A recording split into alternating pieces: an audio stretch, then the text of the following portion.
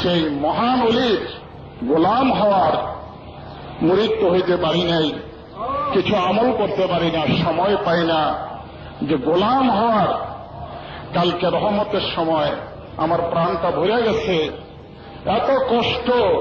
এই সময় আমাদের কিছু মনে থাকার কথা না। আমি চিরদিন যদি শুকরগুজারি করি তা আদায় হবে না, বলতেছেন আলহাজ মাওলানা সালাউদ্দিন। আবার কি কইতেছে জানেন? ভাইস প্রিন্সিপাল ঢাকা আলিয়া মাদ্রাসা। আমার আলিয়া মাদ্রাসা ধন্য। ওলি আল্লাহর জবান থেকে কতবার ওই আলিয়া মাদ্রাসার নামটা আসছে। ওই আলিয়া মাদ্রাসা কিয়ামত পর্যন্ত থাকলে ইনশাআল্লাহ আমার কেবলাজান হুজুরের সেই আলিয়া মাদ্রাসার মানুষ আমার বিরোধিতা করে কেন? আমি আক্রোশে আসছি। কিন্তু আলিয়ার মানুষ তোমরা মনে রাখো, আমার উসিলা, আমি এখানে আসার উসিলা, গোলাম হওয়ার উসিলায় ঢাকা আলিয়া মাদ্রাসার নাম পত্র পত্রিকায় পোস্টারে শুধু বাংলাদেশে না, বাহিরে ঘরে ঘরে। আর এ মহান ওলির রহমতের সময় ওই ঢাকা আলিয়া মাদ্রাসার শব্দটাও কেবলাজান হুজুরের জবান থেকে বাইরে হয়েছে। জোরে বলেন সুবহানাল্লাহ। আমার জীবন ধন্য। আমি যেখানে চাকরি করি সে প্রতিষ্ঠানও ধন্য। জোরে বলেন সুবহানাল্লাহ। ইবাদত মানুষ একমাত্র আল্লাহকেই করে। কবর গাড়ি থাকুক, কেমন ওই কবরকে ইবাদত করতেছে না। প্রত্যেকটি মুসলমান সিজদা করতেছে কাকে? আল্লাহকে সিজদা করতেছে। বুঝতে হবে। জোরে বলেন সুবহানাল্লাহ। আমার ভাইরা, আমি 3টার সময় গেলাম, দিনের 3টা না রাত্রে 3টা। তো গিয়া দেখি যে দরজা এখনো খোলে নাই। তো যারা খোলার দায়িত্বে তারা আসছে। এখন লাইন ধরতে হয়। ওদের কালাজানের সাথে যেমন দেখা করতে হলে লাইন ধরতে হয়, ওইখানেও ঢুকবার জন্য লাইন ধরতে হবে। তো ওই লাইনের মধ্যে আমি 1 নম্বর। খুললেই আমি প্রথম ঢুকতে পারি। আর এটা আমি যতদিন আল্লাহ রাখি ততদিন আমি চেষ্টা করি। 2 নম্বর কোনদিন হই নাই। যেটা বলেন সুবহান। আমার উঠাই দেখে আমার পীর বলে, বাবা উঠেন, উঠেন বাবা, উজু করেন বাবা, লাইন ধরেন। গিয়ে দেখি আমার আগে কেউ নাই। যারা বলেন সুবহান। পীরের সাহায্য পাওয়া যায় না, যায় না। এখানে বসে সাহায্য করে, গিয়া করে, গিয়াও করে, এখানে বসেও করে। যারা বলেন সুবহানাল্লাহ। পীরের হাত অনেক লম্বা, মদিনা পর্যন্ত যায়। কি বলেন? যায় না? পৃথিবীর আরেক প্রান্ত পর্যন্ত যায়, যদি বিশ্বাস থাকে। আর যদি বিশ্বাস না থাকলে তাহলে হাত যাইব না। কি বলেন? ঠিক না? ঠিক। অনেক জাকের ভাইদের বিশ্বাসের অভাব আছে, আর বিশ্বাসের অভাবের কারণে দরবার আসে না। এটা হলো তার ইমানের অভাব। কি বলেন? ঠিক না? ঠিক। হ্যাঁ বলে কিছু পায় নাই, তার যাবো না, কিচ্ছু পাইলাম না। কি বলেন? আমার হেরা বিশ্বাস থাকলে পৃথিবীর আরেক প্রান্ত পর্যন্ত কামেল পীরের হাত যায়। যারা বলেন সুবহান। আমারে গায়ে হাত দিয়ে উঠাই দিছে, বাবা সালাউদ্দিন উঠো, রহমতের সময় বাবা, রওজা শরীফের জায়গা বাবা উঠো, হাত দিয়ে উঠাইছে। যারা বলেন সুবহানাল্লাহ। তো না গেলে হাত দিয়ে উঠায় কেমনে? হয়তো গিয়া উঠাইছে, না হয় এত লম্বা হাত, এই হাত রশিতে বসেই হাত লম্বা হাত দিয়ে আবার উঠেছে। বাবা উঠেন। কোন অ্যালার্ম ঘড়ি ছিল না, কিচ্ছু ছিল না। তো আমি ঢুকলাম।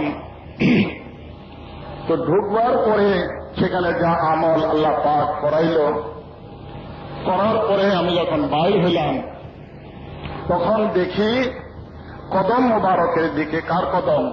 রাসূলুল্লাহ। কথা খেয়াল করে শুনেন, তো খেয়াল করে মহব্বতের সাথে শুনেন নবীর কথা। রাসূলুল্লাহর কদম মোবারক। কবরের তো কয়টা সাইড আছে, আছে না? একটা হলো শির মোবারক, ওদিক দিয়ে যাবেন না।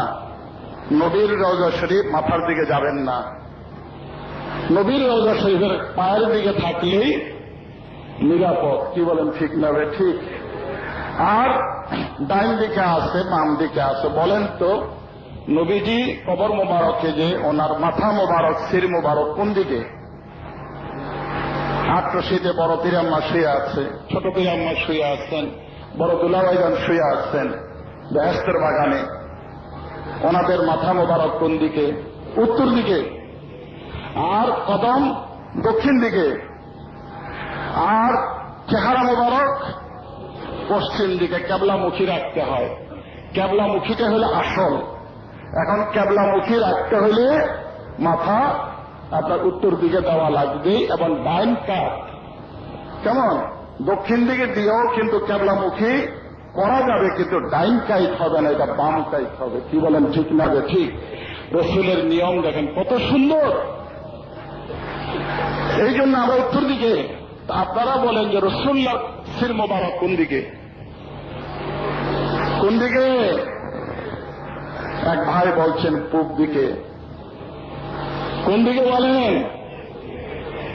পূব দিকে যদি মাথা মোবারক দেন, আর মদিনার কেবলা হল দক্ষিণ দিকে, তো দক্ষিণ দিকে যদি রসুল পাক সাল্লাল্লাহু আলাইহি ওয়াসাল্লামের চেহারা মোবারক ঘুরায় দেন, তাহলে কোন কাইতে হবে? বাম কাইতে কি রাখে? ডাইন কাইতে রাখতে হবে। তা ডাইন কাইতে রাখতে হইলে নবীজি সির মোবারক মদিনার সমস্ত লাশ তাদের মাথা কোন দিকে রাখে? পশ্চিম দিকে। বিসমিল্লাহির রহমানির রহিম। ফাওয়াল্লি ওয়াজহাকা শাতরাল মসজিদিল হারাম। নামাজ পড়লেও চেহারা কেবলার দিকে, আর কবরও রাখলো চেহারা মোবারক কোন দিকে থাকে? কেবলার দিকে থাকবে। জোরে বলেন সুবহানাল্লাহ। যারা নাস্তিক দেখেন যে খোদা মানে না, তাগো চেহারা কেবলার দিকে দিয়ে দেয়। জোরে বলেন সুবহান। কোনদিন সে কাবা মানে নাই, কেবলা মানে নাই। আমার জানাজা চায়, জানাজা না পড়াইলে মৌলবীর উপর রাগ হয়ে যায় যে মৌলবীর এত বড় বাহাদুরি, আমার জানাজা পড়াইতেছে। তো কি জানাজা পড়াইল? খোদাই মানে নাই, জানাজাই মানে নাই। রসুল্লাহর সির মোবারক পশ্চিম দিকে ডাইন কাতে, দক্ষিণ দিকে মদিনা থেকে দক্ষিণ দিকে হইল কেবলা, ওইদিকে মুখ ফিরানো। জোরে বলেন সুবহান। কদম মোবারক, কদম মোবারক হল পূর্ব দিকে। ওখান দিয়ে একটা জানালা আছে, ঠিক রওজা শরীফ দেখা যায়, সবুজ রঙের, সেই উপরে গম্বুজ। সবুজ রসুল্লাহ রঙের মধ্যে সবুজ পছন্দ করতেন, আর সাদা এটা তো রং না। সাদা কি? রং না। সাদা রং না, সাদা পছন্দ করতেন, এই জন্য যে রং নাই। আর যদি কোন রং পছন্দ করতেন তাহলে সবুজ পছন্দ করতেন। যারা বলেন সুবহান। তো এখন এই যে 9:30 বন্ধ হয়ে যায়, এই রাত 3টা আবার খুলবে। এই 3টা পর্যন্ত 9:30 থেকে জিয়ারত বন্ধ থাকে না, জিয়ারত চলে। যারা বলেন চলে না বন্ধ থাকে?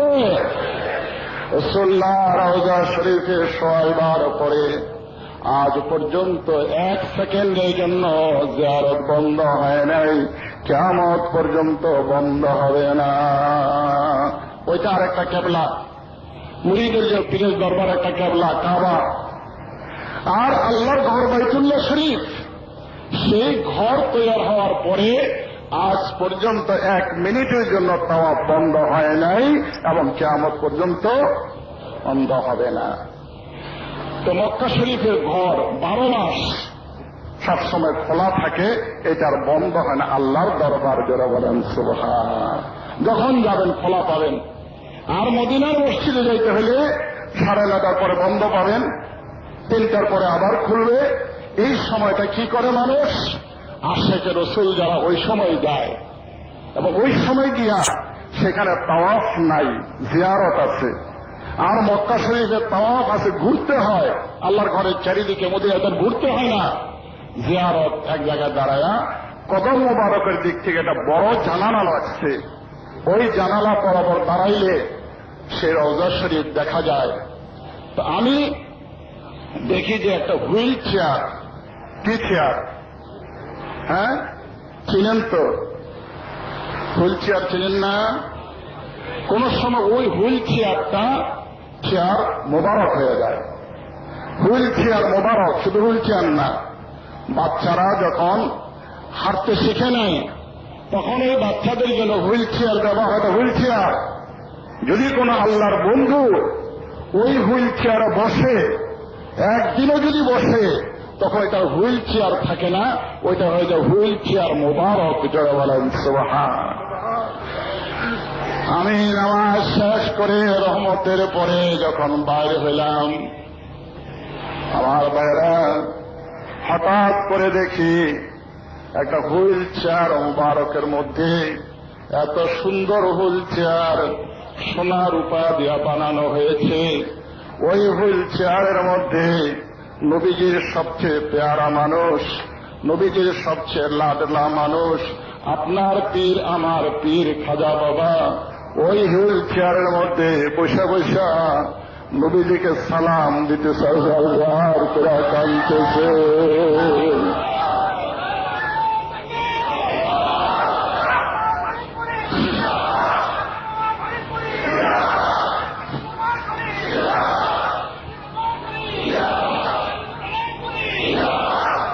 হুইল চেয়ার যিনি নিজে বসেন উনি চালায় নিতে পারেন না। বাচ্চা, কোরআন শরীফে আছে মানুষ বুড়া হইলে বাচ্চা হয়ে যায়। সূরা ইয়াসিনের মধ্যে আজকে সকালে পড়া হয়েছে। দাদা হুজুরের জন্য অনেক তেলাওয়াত হয়েছে, আমি কিছু তেলাওয়াত করছি। বিসমিল্লাহির রহমানির রহিম মান নুআম্মিরুহু নুনাক্কিসুহু ফিল খালক আফালা ইয়াকিলুন। বুড়া হয়ে গেলে মানুষ শিশুর মতো হয়ে যায়, শক্তি কমে যায়। একটা বাচ্চা নিজে নিজে হাঁটতে পারে না, তারে কোলে নিয়ে হাঁটাইতে হয়, ঠিক না বেঠিক? এক জায়গা থেকে আরেক জায়গায় নিতে হলে তারে কোলে করে নিতে হয়, না হাইটা দিতে পারে, কোলে করে নিতে হয়। মানুষ বার্ধক্যের কারণে এই সময়টা আবার ফিরে আসে। কে বলেন আসে না? আসে না? আসে।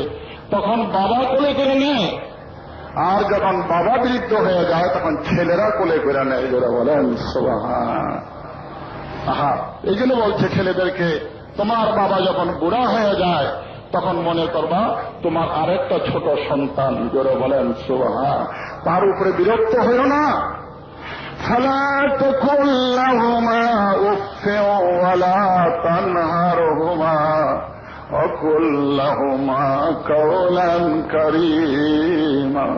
আমার বাবার সেই বয়সটা আসছে। আমার বাবার দেখলাম ওই হুইল চেয়ার ধাক্কা ধাক্কা নেওয়ার জন্যে দুইজন নুরানি চেহারাওয়ালা যুবক, যিনি বর্ষাবলিত বৃদ্ধ, দুজন যুবক নুরানি চেহারাওয়ালা, বাংলাদেশি মনে হয় না, ওই হুইল চেয়ার মোবারকের দুইটা হ্যান্ডেল ধরে দাঁড়ায় আসছে। একজন মিয়া ভাইজান, একজন মেজো ভাইজান। বলেন সুবহানাল্লাহ। আমি ভাবলাম যে কি দেখলাম, সেই দেখা আমার স্বপ্নই বলেন আর বাস্তবেই বলেন, দুটোই সম্ভব। কি বলেন, সম্ভব না অসম্ভব? যাই বলেন সেটা আমি দরবার শরীফে রমজান মাসে আইসা আর এই জুমার দিন কালকে দেখলাম মিয়া ভাইজান মেজো ভাইজান ওই হুইল চেয়ার মোবারক করে জামে মসজিদে আমার বাবাকে নিয়ে যাইতেছেন, আনতেছেন। আমার সে কতদিনের সেই দেখা এবং স্বপ্ন যে এটা এমন একটা সময় আসবে বাবা তোমার পীরের, এই সময়টা আসবে, ওই সময়টা আল্লাহ পাক নিয়ে আসছে। কিভাবে আমি বুঝাবো যে খাজা বাবা কোন দরজার ওলি, খাজা বাবা পেয়ারা নবী সাল্লাল্লাহু আলাইহি সাল্লামের কত মহব্বতের মানুষ। আলেম ওলামা, বাংলাদেশের মৌলভী সাহেবরা চিনতে পারল না, শুধু বিরুদ্ধে ফতোয়াই দিয়া গেল। যারা বলেন আফসোস, সেই মহান ওলির গোলাম হওয়ার মুরিদ তো হইতে পারি নাই, কিছু আমল করতে পারি না, সময় পাই না যে গোলাম হওয়ার। কালকে রহমতের সময় আমার প্রাণটা ভরে গেছে, এত কষ্ট। এই সময় আমাদের কিছু মনে থাকার কথা না। আমি চিরদিন যদি শুকরগুজারি করি তা আদায় হবে না। বলতেছেন আলহাজ মাওলানা সালাউদ্দিন। আবার কি কইতেছে জানেন? ভাইস প্রিন্সিপাল ঢাকা আলিয়া মাদ্রাসা। আমার আলিয়া মাদ্রাসাও ধন্য। ওলি আল্লাহর জবান থেকে কতবার ওই আলিয়া মাদ্রাসার নামটা আসছে। ওই আলিয়া মাদ্রাসা কিয়ামত পর্যন্ত থাকলে ইনশাআল্লাহ আমার কেবলাজান হুজুরের সেই আলিয়া মাদ্রাসার মানুষ আমার বিরোধিতা করে কেন? আমি আত্মসী আসছি, কিন্তু আলিয়ার মানুষ তোমরা মনে রাখো, আমার উসিলা, আমি এখানে আসার উসিলা, গোলাম হওয়ার উসিলায় ঢাকা আলিয়া মাদ্রাসার নাম পত্র পত্রিকায় পোস্টারে শুধু বাংলাদেশে না বাহিরে ঘরে ঘরে। আর এ মহান ওলির রহমতের সময় ওই ঢাকা আলিয়া মাদ্রাসার শব্দটাও কেবলাজান হুজুরের জবান থেকে বাইরে হয়েছে। জোরে বলেন সুবহানাল্লাহ। আমার জীবন ধন্য আমি যেখানে চাকরি করি সে প্রতিষ্ঠানও ধন্য, জোরে বলেন সুবহান।